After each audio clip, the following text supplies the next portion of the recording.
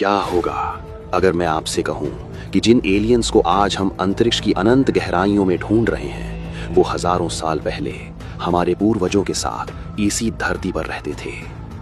विज्ञान जिसे आज मल्टीवर्स और ब्लैक होल कह रहा है, हमारे पुराण उन्हें 14 लोक और पाताल का नाम बहुत पहले दे चुके थे। आज हम वैदिक एस्ट्रोनॉमी के उन रहस्यमयी पन्नों को खोलेंगे जहां दूसरे ग्रहों के प्राणियों और उनके साथ हुए युद्धों का सीधा वर्णन मिलता है।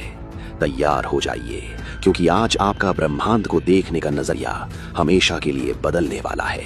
हम सोचते हैं कि अंतरिक्ष की यात्रा सिर्फ रॉकेट से संभव है, लेकिन हमारे वेदों में सिद्धियों और मन की गति से चलने वाले यानों का उल्लेख मिलता है। क्या ये मुमकिन है कि हमारे ऋषि मुनि बिना किसी ऑक्सीजन मास्क के दूसरे ग्रहों की यात्रा कर लेते थे? आज हम बात करेंगे उन नागाओं की और गंधर्वों की जो शायद दूसरे आयामों से आए मुसाफिर थे, और वीडियो के अंत में एक ऐसा सबूत दिखाऊंगा जो साबित कर देगा कि हमारे पूर्वजों के पास स्टारगेट जैसी तकनीक थी। तथ्य नंबर 1, मल्टीवर्स का रहस्य। आज की क्वांटम फिजिक्स कहती है कि हमारे ब्रह्मांड के साथ साथ कई और समांतर ब्रह्मांड भी मौजूद हैं, लेकिन हमारे पुराणों ने इसे बहुत पहले 14 लोकों में बांट दिया था।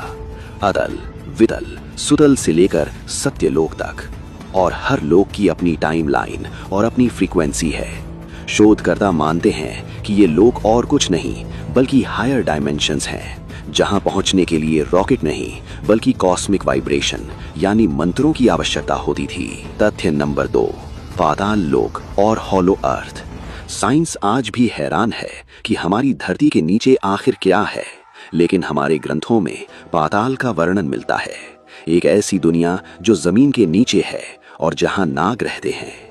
दिलचस्प बात यह है कि दुनिया भर की संस्कृतियों में रेप्टिलियन यानी आधे इंसान आधे सांप जैसे प्राणियों के किस्से मिलते हैं। क्या ये नाग असल में कोई उन्नत एलियन प्रजाति थे जो धरती के अंदर बने गुप्त अड्डों में रहते थे, और उनकी चमकती मणियां क्या कोई एडवांस एनर्जी सोर्स थी? तथ्य नंबर 3, प्राचीन परमाणु युद्ध। जब वैज्ञानिकों ने मोहनजोदड़ो की खुदाई की तो उन्हें वहां ऐसी हड्डियां मिली जिनमें रेडियो एक्टिविटी का स्तर उतना ही था जितना हिरोशिमा के धमाके के बाद देखा गया था।